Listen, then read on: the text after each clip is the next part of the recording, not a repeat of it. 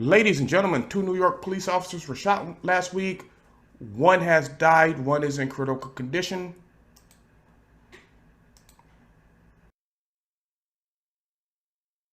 A 22-year-old son, husband, officer, and friend was killed because he did what we asked him to do.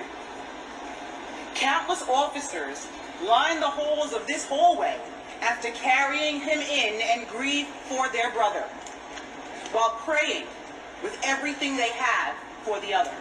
It is our city against the killers. This was just not an attack on 3 brave officers.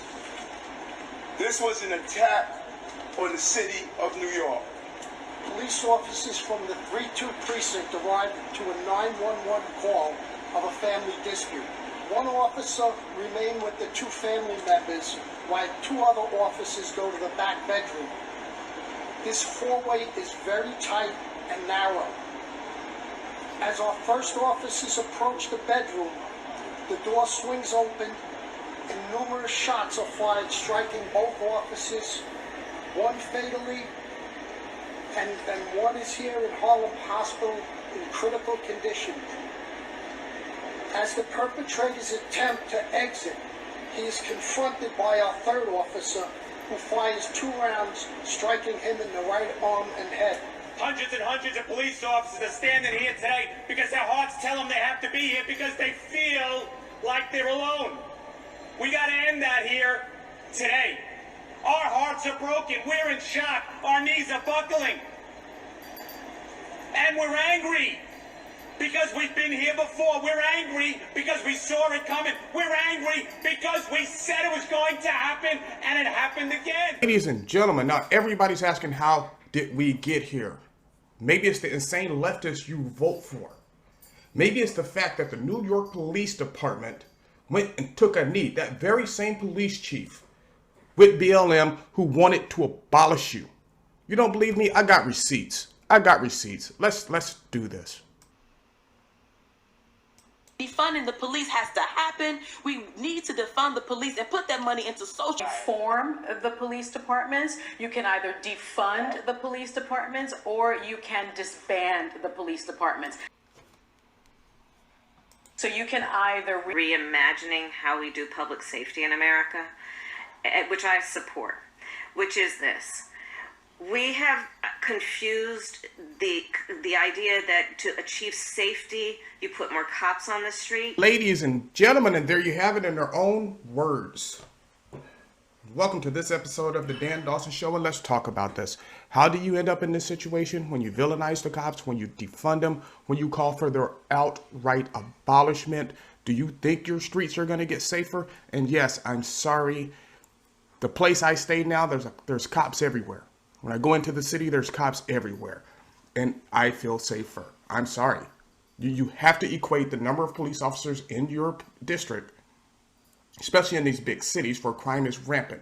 Maybe not so much out here in the country where we got a couple of sheriff's deputies or whatever, but in those big cities, you have to. So how do we end up here? By following feckless leaders whose policies don't affect them, like the AOCs. You saw Kamala Harris. Cori Bush, that's how you ended up there in New York City. And guess what? As long as you keep voting Democrat, you're going to stay there. So keep voting for these insane leftists who want to get rid of your police. And then you wonder how you got there when crime is out of hand. Look at San Francisco, Los Angeles, New York. Like I say again, Austin.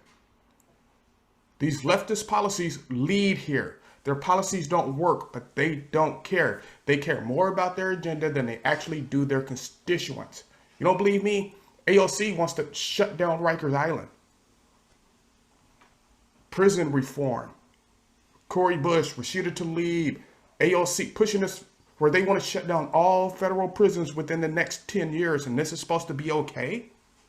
Meanwhile, they're taking away your Second Amendment right and your First Amendment right to speak out against it, because all they truly desire is power. They don't really desire to lead. Because when you lead, you look out for the best interests of the people you're leading. It's like it says in the good book. A good shepherd takes care of his flock. They don't do that. Don't you see they're not good leaders, yet they keep getting reelected? I don't even know if I can feel sorry for people in New York, Los Angeles, San Francisco, because you vote this in, you support it, so what do you want me to do? What do you want me to do? Hey, if you want to live in a place wrought with crime, what do you want me to do about it? I was talking to one of my buddies yesterday who's still up in Washington. He lives in this fairly safe neighborhood. He's, a real estate agent, him and his wife. And they were telling me how bad the crime's even gotten in their neighborhood, and they're going to have to move. I told you that's what happened to me when we lived on a private golf course, and crime got so out of hand. I wouldn't even go to my mailbox without a pistol. I wouldn't let Tammy go to work without escorting her out and making sure I was armed. That's how bad it got, and it's only going to get worse because these leftists keep voting for it. They keep voting for it, and it's ridiculous. That's just plain old.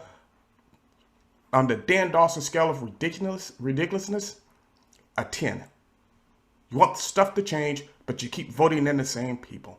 You want things to change, and that very police chief, well, actually the guy with the white hair, goes out and kneels with the people who want to defund and abolish the police. And you have this moment of solidarity with him. Why? Why? If somebody wanted to get rid of my companies, we're not friends. I'm going to do everything I can to kick you in the teeth. Sorry, it is what it is.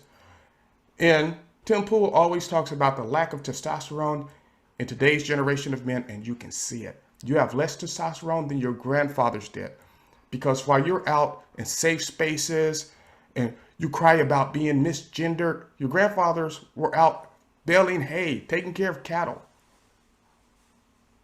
You know what I'm saying? What do? You complain that your soy latte isn't hot enough, or latte, however it's pronounced, isn't hot enough.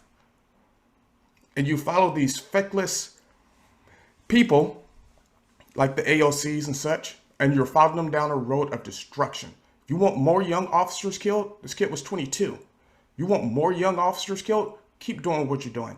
If you want more innocent people, like the lady who was raped and people filmed on the subway. I did a video on that. Raped and people filmed it. Nobody even called 911. Not one person stepped in, man or woman, since we're all equal. This really bothers me. Then you come out and ask, how did we get here? That's how you got there. You can't think 3 to 5 years down the road. You can't think, hey, what happens if we close down all the federal prisons, or we close down Rikers Island and all these criminals? Leftists are incapable of doing that. They just go with the cult narrative. Sorry, guys, I wasn't meaning to go off on such a rant, but it's true. It's pissing me off. Don't ask me how your city got there. You got there because you voted for it. You got there because you have feckless, spineless leaders who talk big game, but when the push comes to shove, they have no Weblos. Think about it. Like Maxine Waters, Nancy Pelosi, all these people are Stephen Colbert calling for people to go out into the streets and riot, right? Protest, do this. But they're not going to be there with you. You had Nancy Pelosi on the floor of the House talking about she was ready to throw a punch for her kids, when actually her actions are destroying kids. I don't want to go off on that tangent though. But you're 87. You could barely lift your arm up. What kind of punch are you going to throw? God. So I just wanted to get my thoughts in on this. Let me know in the comments what you think. And like, subscribe, share, and as always, especially in these days and times, dealing with these feckless leaders and the idiots who vote for them, keep your powder dry and do what you got to do.